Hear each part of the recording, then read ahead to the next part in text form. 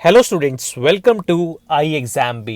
मेरा नाम अंशुल मलिक है और मैंने अपना career as assistant section officer start किया था इन सेंट्रल सेक्रेटरीट सर्विसेज। आपको पता है कि आपका एसएससी सीजीएल 2021 का एग्जाम में अब 4 महीने से भी कम का समय रह गया है। तो मैं सारी जॉब प्रोफाइल को वन बाय वन कवर कर रहा हूं। तो आज की वीडियो में हम एक्साइज इंस्पेक्टर की लाइफ को समझेंगे कि उसकी जॉब प्रोफाइल क्या होती है, उसका वर्क कल्चर क्या होता है। तो हमारी वीडियो को शेयर कीजिए, सब्सक्राइब कीजिए और हमारे चैनल को सपोर्ट कीजिए। और कोई भी दोस्त अगर आपका सपना देख रहा है एक्साइज इंस्पेक्टर बनने का, तो उसके साथ भी ये वीडियो शेयर कीजिए। आज की इस वीडियो में हम एक्साइज इंस्पेक्टर की job profile, salary and perks, posting and transfer और ट्रांसफर इश्यूज को डिस्कस करेंगे। साथ ही साथ हम करियर पाथ और प्रमोशन एस्पेक्ट्स को भी डिस्कस करेंगे कि एक्साइज इंस्पेक्टर में क्या करियर और प्रमोशन एस्पेक्ट्स हैं। साथ ही साथ मैं आपको एक महत्वपूर्ण ज्ञान दूंगा जो आपको वीडियो के एंड में मिलेगा, और साथ ही साथ एडवांटेज और डिसएडवांटेज भी डिस्कस करेंगे इस जॉब के। तो चलिए स्टार्ट करते हैं। दोस्तों, अगर मैं जॉब प्रोफाइल की बात करूं तो एक्साइज इंस्पेक्टर की जॉब में 2 तरह की प्रोफाइल होती हैं। एक तो होती है ऑफिस जॉब और एक होती है फील्ड जॉब। तो सबसे पहले हम ऑफिस जॉब को डिस्कस कर लेते हैं। तो बेसिकली जो आपकी ऑफिस जॉब होती है ये purely based on paper work होती है, बिल्कुल फिक्स जॉब होती है। 9 to 5 का समय होता है जैसे नॉर्मली बाकी सभी जॉब्स में होता है। आपको नोटिंग, ड्राफ्टिंग या रिपोर्ट्स प्रेजेंटेशन बनाने का काम रहता है। साथ ही साथ आपको गुड्स एंड सर्विस टैक्स का भी एनालिसिस करना पड़ता है डिफरेंट गुड्स पे। और आप जो भी काम करेंगे अपनी रिपोर्ट को आप अपने सीनियर ऑफिसर्स के साथ शेयर करेंगे, जो आपके काम को मॉनिटर करेंगे और आगे इन रिपोर्ट्स को डिस्पैच करेंगे। अगर मैं फील्ड जॉब की बात करूं तो फील्ड जॉब बहुत ही एक्साइटिंग है। आपको जो गुड्स इंपोर्ट और एक्सपोर्ट हो रहे हैं उनको मॉनिटर करना है और उन पे ऑथराइज सील को भी आपको चेक करना है। बेसिकली आपका काम होता है कि भाई आप जो इन्वेजन ऑफ टैक्सेस लोग करने की कोशिश करते हैं, टैक्स बचाने की कोशिश करते हैं, उस चीज़ को आपको मॉनिटर करना पड़ता है।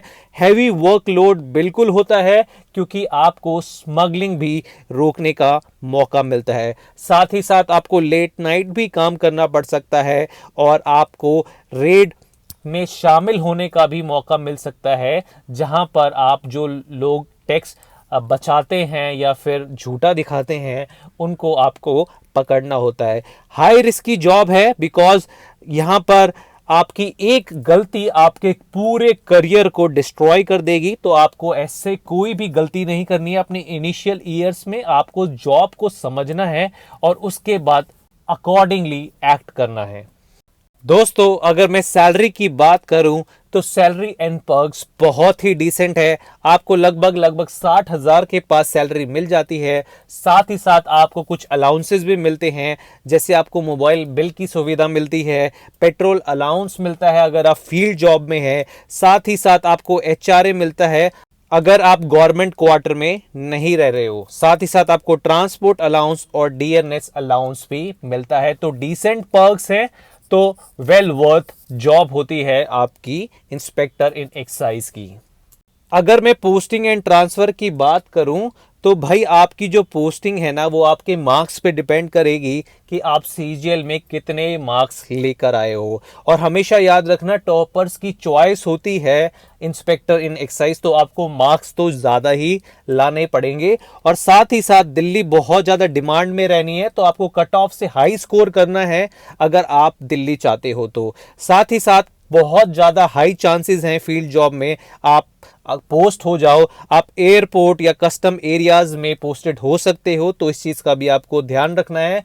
और सबसे बड़ी बात यह है कि बहुत ज़्यादा चांसेस होते हैं कि आप मेट्रोपॉलिटन सिटीज़ में ही पोस्ट हो, क्योंकि आपके जो एयरपोर्ट्स, कस्टम एरिया होते हैं वो मेट्रोपॉलिटन सिटीज़ में ही होते हैं। इस जॉब में थोड़ा सा ट्रांसफर इशू होता है। 2-3 साल के बाद लिटिल चांस होते हैं कि आपको अपनी होम लोकेशन मिल जाए, पर वो दो केस में ही हो सकते हैं, या तो इन जनरल अगर आपका डिपार्टमेंट ही आपको उधर से दूसरी लोकेशन पे भेज दे, या फिर एम्प्लॉय पे भी वो डिपेंड करता है। एम्प्लॉय का ट्रांसफर उस पे कैसे डिपेंड करता है, अगर आपकी स्पाउस यानी वाइफ और हस्बैंड किसी गवर्नमेंट जॉब में है तो आपको इजीली ट्रांसफर मिल जाता है, और कोई खास अर्जेंसी या हायर रेफरेंस होता है आपका तो भी आपको इजीली ट्रांसफर मिल जाता है। पर ये केस बहुत कम होते हैं, हमें ये मान के बिल्कुल नहीं चलना है कि आपका ट्रांसफर हो ही जाएगा, क्योंकि आपको पता है कि भाई 500 से 1000 एक्साइज इंस्पेक्टर हर साल रिक्रूट होते हैं, सबको अपनी होम लोकेशन नहीं मिल सकती, ऐसा बिल्कुल भी पॉसिबल नहीं होता। दोस्तों, करियर एंड प्रमोशन थोड़े से स्लो है अगर मैं इंस्पेक्टर इन एक्साइज की बात करूं। आपको पता है आपका अपॉइंटमेंट एक्साइज इंस्पेक्टर होता है और पहला प्रमोशन आपका सुपरिटेंडेंट हो सकता है, पर उसके लिए लगभग 12 से 15 साल लग जाते हैं। साथ ही साथ आपका दूसरा प्रमोशन असिस्टेंट कमिश्नर होता है, उसमें भी आपको 18 से 20 साल लग जाते हैं। ये ग्रुप ए IRS की पोस्ट होती है, तो मैक्सिमम लोग असिस्टेंट कमिश्नर पर रिटायर हो जाते हैं। पर जो लोग 20 या 21 साल की उम्र में इस नौकरी को हासिल कर लेंगे वो डिप्टी कमिश्नर भी बन सकते हैं। साथ ही साथ इसके बाद जॉइंट कमिश्नर होता है, एडिशनल कमिश्नर होता है, एंड फाइनली कमिश्नर होता है। तो ये सब IRS वाले लोग ही बनते हैं, तो ऐसा मत सोचना कि आप अगर एक्साइज इंस्पेक्टर ज्वाइन करोगे तो कमिश्नर बन के रिटायर होगे। तो ये मिसकंसेप्शन अपने दिमाग से आप आज ही निकाल लीजिए। इस जॉब के बहुत ज़्यादा एडवांटेज हैं। आपको पता है कि पावर और सोशल रिकॉग्निशन तो आपको मिलेगा ही मिलेगा, साथ ही साथ आपकी स्टेबल है, ऑनर्ड जॉब है सोसाइटी के अंदर, आपको बहुत कुछ सीखने को मिलेगा। बहुत बड़ा डिपार्टमेंट है, सेंट्रल एक्साइज हर स्टेट में है, हर एरिया में है, तो बहुत ही बड़ा डिपार्टमेंट है। आपको बहुत कुछ सीखने को मिलेगा और आपके पास पूरा टाइम होगा अपनी फ्रेंड और फैमिली के लिए। देखो दोस्तों, एडवांटेजेस के साथ साथ कुछ डिसएडवांटेजेस भी होते हैं। इसमें प्रमोशन का इशू है, मैं आपको पहले ही बता चुका हूं कि बहुत समय लग जाता है प्रमोट होने में। साथ ही साथ अगर आपकी डेस्क जॉब लग गई तो भाई क्लर्क जैसा काम होगा तो आप फ्रस्ट्रेट हो जाओगे। अगर आप ऐसा चाहते हो तो आप ASO को पहले प्रेफरेंस दे सकते हो। यही मैं आपको बताना चाहता हूं। आई होप आपको सारी चीजें समझ में आ गई होंगी। And thanks for watching I exam B.